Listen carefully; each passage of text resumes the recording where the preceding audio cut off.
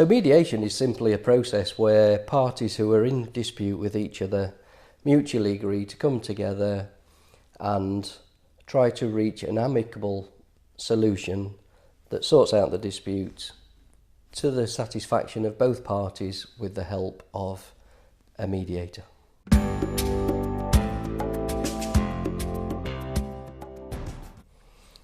At Pragmatism, we deal with three types of mediation. The first one being workplace mediation.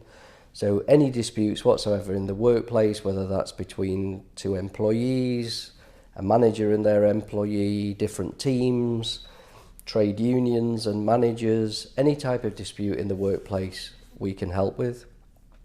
The second area is civil mediation. So, for example, two neighbours arguing over a garden fence or landlord-tenant, that type of dispute we also deal with. And then the third type is commercial mediation, where there's a contractual dispute, there's issues over payments of contracts, etc. Then we also deal with that type of mediation.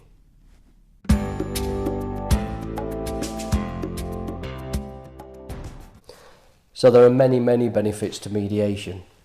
Too many to list really, but I would say that the four that I would pull out are, first of all, time.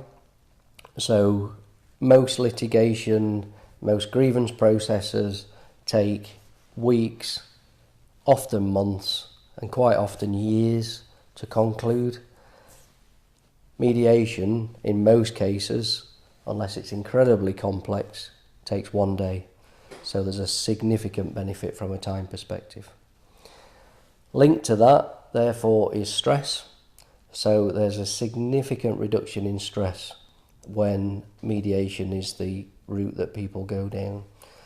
So going to court is incredibly stressful. Going through formal grievance processes is incredibly stressful. And linked with the time that I've just mentioned, the stress of all that is incredible. Now, whilst mediation is obviously a little bit stressful and we try to reduce that as far as we can, there is a level of anxiety. To get that over in one day really does minimise the stress really quite significantly. The third element I would say is cost. So obviously if people are going to court or are using solicitors, then that cost escalates to the many thousands, tens, in complex cases, hundreds of thousands of pounds, whereas mediation has a specific limited time and therefore a specific limited cost. And then the fourth element that I would pull out really is the control. So in a court or in a grievance process or any type of formal process, somebody, whether it be a judge or a chairperson of a hearing, will make a decision, a binary decision that says one party's right, one party's wrong, or they might partially hold something, but that's their decision, and that's what you're bound by.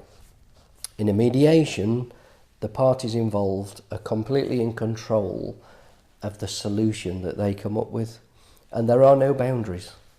So as long as the solutions are legal and are implementable, then there are no boundaries to those solutions. And it's quite incredible sometimes the solutions that people come up with that you would never have thought of at the outset of a mediation. And it's really fantastic. And those parties are in control of that agreement and that solution that they come up with together. And it really, really is quite incredible, some of the solutions that can be gained through mediation. So just to summarise, the four elements that I would say are the biggest benefits of mediation are time, reduce stress, reduce cost, and being in control of that right solution for all parties involved.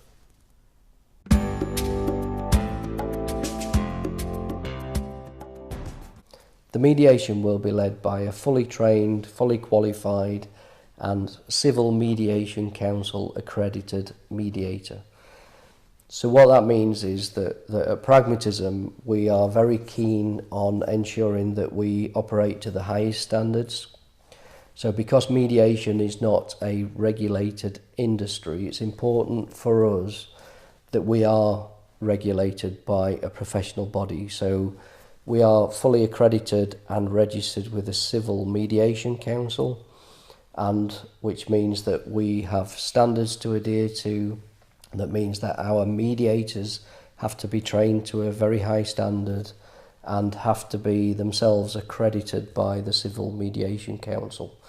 And the Civil Mediation Council accredits us for workplace mediation and separately for civil and commercial mediation, of which we have accreditation from the Civil Mediation Council for both of those areas of mediation. So you can be assured that the mediator that's assigned to you by Pragmatism is fully trained, fully qualified, fully experienced and accredited by a professional organisation.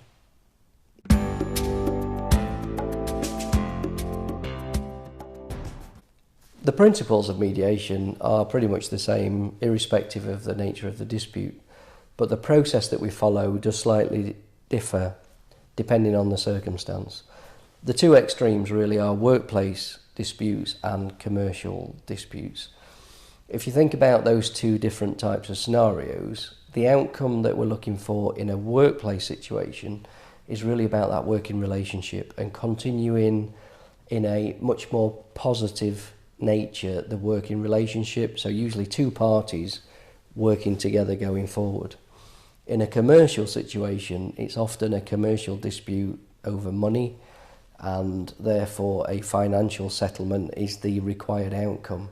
Those individuals in that dispute don't need to work together going forward, usually don't want to work together going forward, and therefore it's a different nature of a dispute.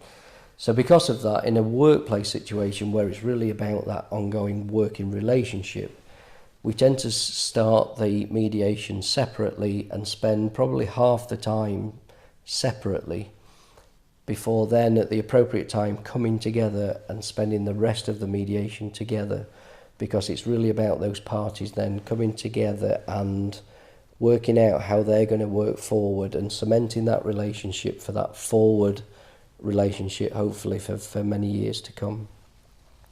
In the commercial situation, if appropriate, we will start that mediation together so that both parties can understand the other person's positions, but then we quickly separate and we spend most of that mediation separately with the mediator shuttling between the two parties. And often in a commercial situation, a mediation concludes very successfully but separately. If appropriate and everything's okay, we will come together at the end to sign agreements, etc. But a commercial mediation can conclude separately, and often does conclude separately with a joint agreement, and the parties go off on their separate ways. The one in the middle really is civil mediation, whether that's two neighbours having a dispute over a garden fence, or I don't know, a couple of people who've bought a house together that can't agree on separating assets. Civil mediation can take either of those forms or is often a hybrid of the two. But the key thing on mediation is the mediator will determine, based on the facts, based on the individuals involved, on the process. So every single mediation could be a slightly different process, and that's the skill of the mediator, to make those judgments, to really have a process that maximises the opportunity and the possibility of reaching a mutual settlement and a mutual resolution to the dispute.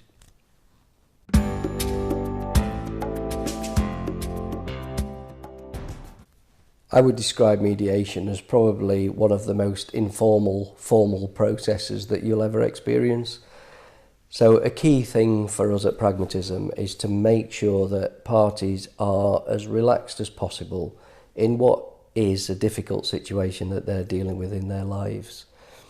And the way that we do that is to make things as informal as possible. So if you compare it to the alternative, things like grievance processes, court processes, things like that, where you really are very, very formal, it's at the other end of the scale. So part of the mediation process is to get to know people and to get people to talk in a way that they feel comfortable, that they are comfortable in what they're saying, how they're saying it, the environment, etc. And that's a key part of our role as mediators. So one of the things I often say to people in a mediation is just say whatever you want to say in the way that you want to say it. Sometimes people start thinking, how do I say this? How do I put this? Because of the nature of mediation and the confidentiality element of mediation, we'd much rather people just say whatever they're thinking in the way that they feel is the best and the way that it comes out. If there's swear words, it's fine. If people are wanting to vent, it's fine. There's nothing that's being written down, recorded, or anything like that. What we want people to do is feel relaxed and just say things as they want to. You can imagine that often there's tears, there's emotions in mediation, and it's not a good thing, as in it's not a good thing to experience, but it is a good thing from a mediation perspective, because people are then opening up and their true feelings are coming out, and that's really what we're looking for in mediation. So to answer the question, yes, it's a formal process, but we make it as absolutely informal and relaxed as we possibly can.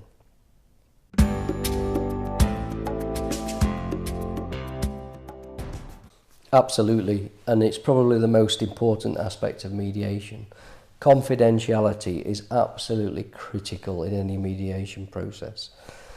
And unless people say that they've broken the law, in which case obviously we would be bound to share that with the appropriate authorities, other than that, everything remains confidential in mediation. So jokingly in mediations, what I tend to say to people is, if you've broken the law, I suggest you don't tell me. Anything else is absolutely confidential between me and that party. What we do in mediation is we ask for permission for sharing information. So if we think that something that's been shared with us confidentially would be really useful to share with the other party involved, we actually ask for express permission.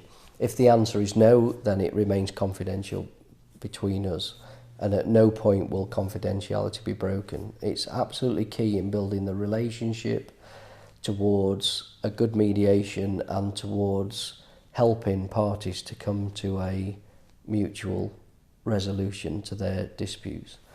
And the other aspect to mention on confidentiality is mediation discussions are held on a without prejudice basis.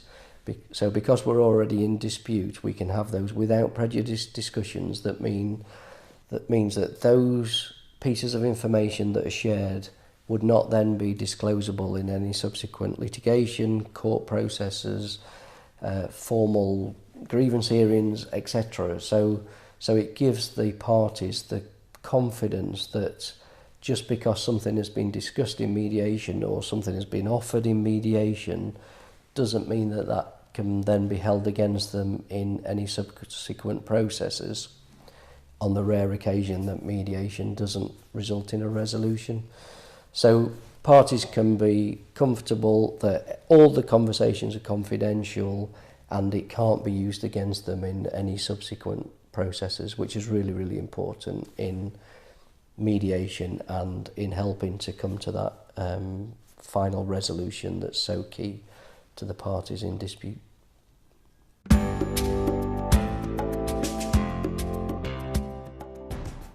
So this is a really commonly asked question, and I would split my answer into two parts.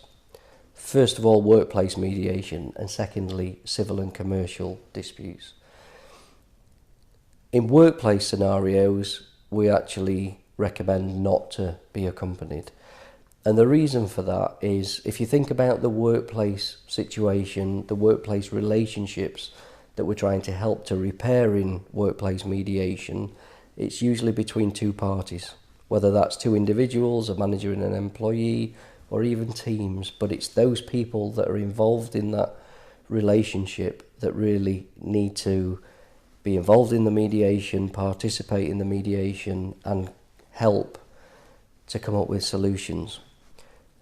In my experience, to have a third party in that situation really doesn't help, because they're not part of the relationship, they're not part of the relationship going forward, and their views and their interjections often don't help if you want a long-term solution to that employment relationship. Civil and commercial mediation is slightly different in that normally mediation kicks in either when litigation has progressed or litigation is being threatened, so court action. So often solicitors are already involved, and parties want to bring their solicitors to mediation, which is absolutely fine. In my experience, most solicitors want to encourage early resolution of issues. And if you've got a solicitor like that, then bringing them to the mediation is often incredibly helpful, because they can help to put things into context, and they can help to avoid what can be a very expensive, very stressful and very time-consuming court process. So if you've got a solicitor like that, very helpful. There are unfortunately a pocket full of solicitors that don't really want to help the process to resolve quickly, because obviously the longer it can go on, the more that they get paid. If you've got one of those relatively rare solicitors, then I would suggest not bringing them to a mediation, because they're not helpful, and if they're encouraging you to not resolve an issue even though you think you can get a resolution, then mediation just won't be the right thing for those solicitors to be involved in. So therefore I would suggest doing mediation without that type of solicitor.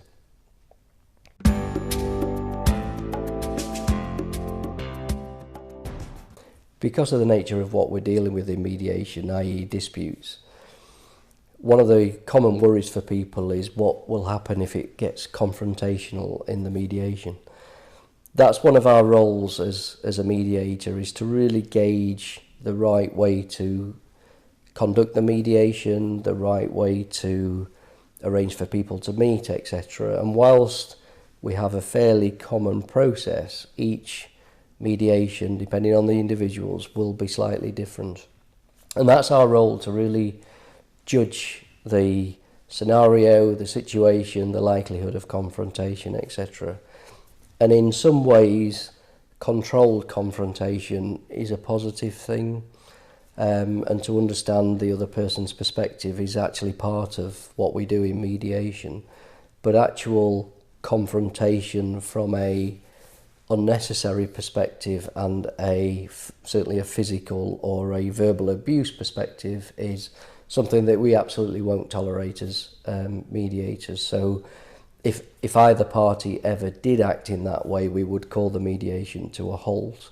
But the part of our training as mediators and part of the process we follow very much minimises the likelihood of confrontation, and it's incredibly rare that actual confrontation to a level of discomfort happens in a mediation. And as I say, if that ever did happen, then we would call that mediation to a halt, and we wouldn't let that escalate in any way, shape or form.